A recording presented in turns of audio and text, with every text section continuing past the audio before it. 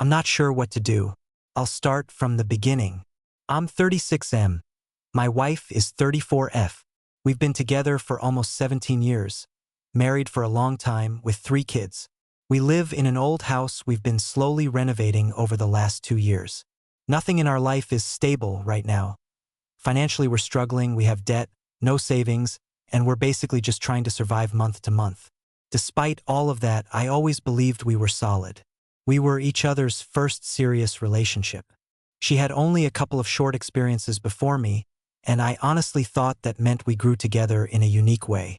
We went through a lot: stress, kids, money problems, health issues, but I always saw her as my person, my safe place. But somewhere along the way, we lost each other. Life became repetitive. Work, kids, bills, exhaustion. We stopped really talking. I turned inward into distractions. She did the same in her own way. Instead of supporting each other, we just coexisted in the same house. Not enemies, not lovers, just exhausted roommates. Over the last year, she started going out more with friends. Parties, nights out, just to get out of the house. I stayed home with the kids. I didn't think much of it at first. I thought she needed space, and honestly, so did I. But then I heard a rumor. Someone told me they saw her kissing a man at a dance night in a nearby city. When I asked her directly, she denied it immediately. Said the guy tried something. She pushed him away. End of story. I wanted to believe her. I really did. But something didn't sit right anymore. She started protecting her phone, changing habits, acting distant. Then in August 2022, I accidentally saw her Facebook password saved on her device. I told myself I was just going to check the dance rumor. Nothing more. That was my mistake. The dance story was real. She did kiss someone. Drunk, at a party, stopped by her friend. But that wasn't even the worst part. Because then I opened her messages, and my entire world collapsed. She had been talking to 2 men online for months. Let's call them A and B.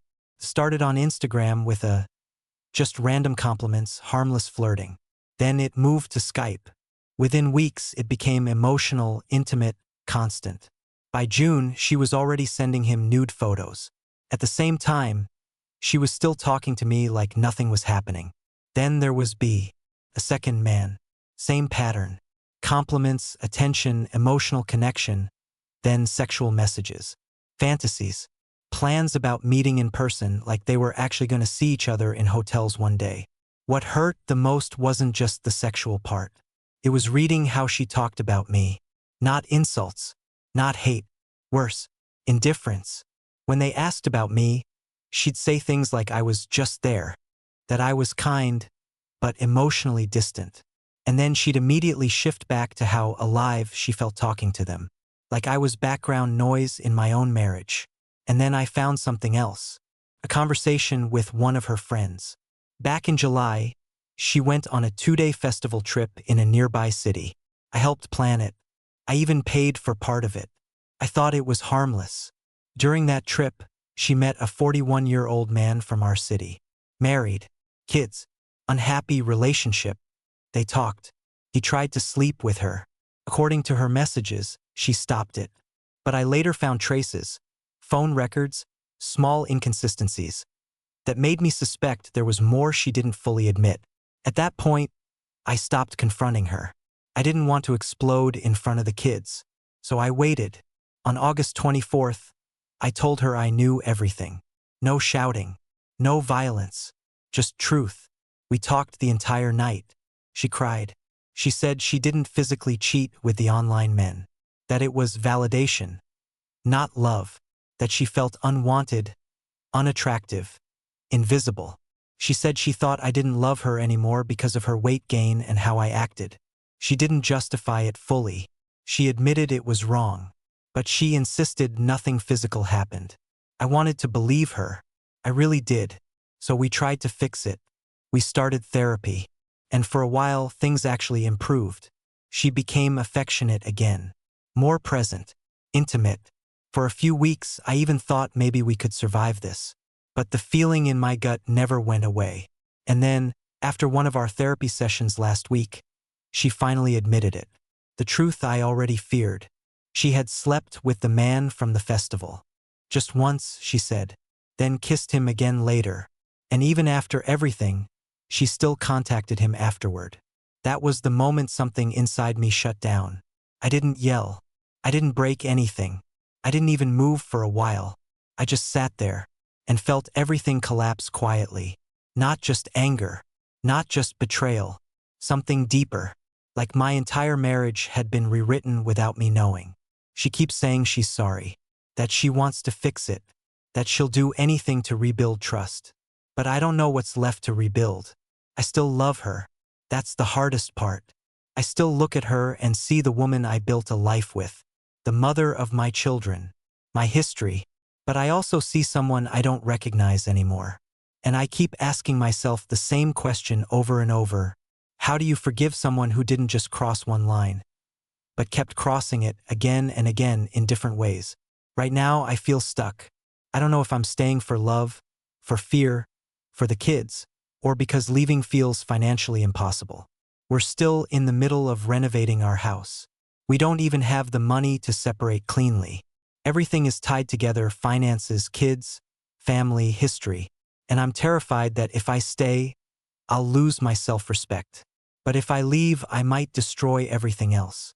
I don't know what the right answer is anymore. Update.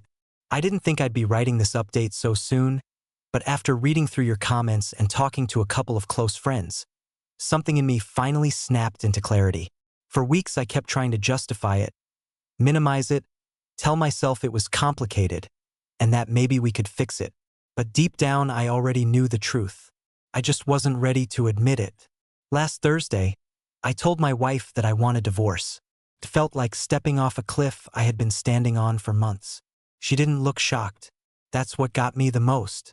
No denial, no panic, no "please don't do this." Just this hollow expression, like she had already accepted it long before I said the words. She kept repeating, almost mechanically, "Nothing I say will change your mind anyway."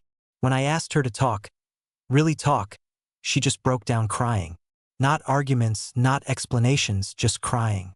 She ended up taking sick leave from work the next day.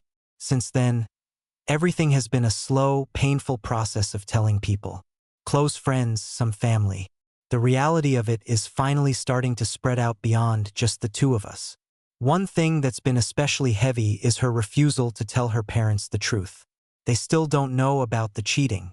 My own mother knows everything now, and I agreed, for now, not to tell her parents myself. I'm not proud of that, but I'm trying to avoid turning this into a full-blown war before we even finish separating our lives. Last Sunday we met with her parents. We told them we're getting divorced. That's it.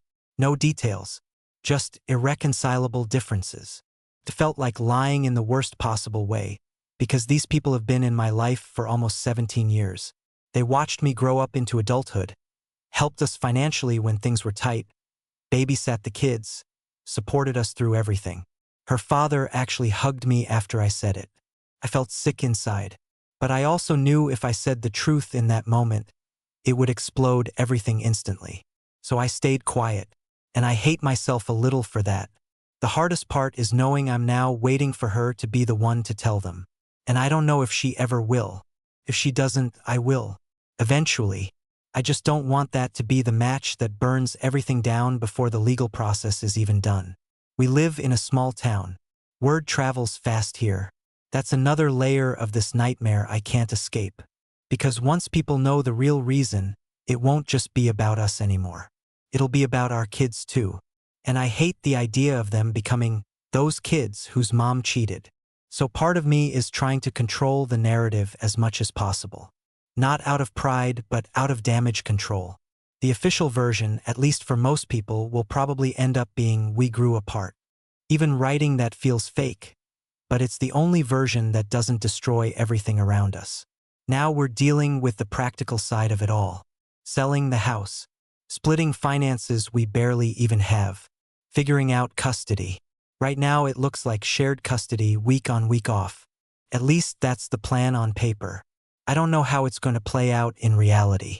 And honestly, I don't know what kind of father I'm going to be in a life where I don't come home to a family anymore, just an empty space half the time. There's also this quiet fear I haven't really said out loud to anyone. In our country, custody cases tend to favor mothers more often than not. I've been told that by more than one person. But I'm not backing down. Not from my kids. That part is non-negotiable. Everything else is still a mess. My head, my emotions, my future. Some days I feel strong, like I made the right call. Other days I feel completely hollow, like I'm watching my life collapse in slow motion and there's nothing I can do to stop it. I don't know what happens next, but I do know I can't go back to pretending anymore.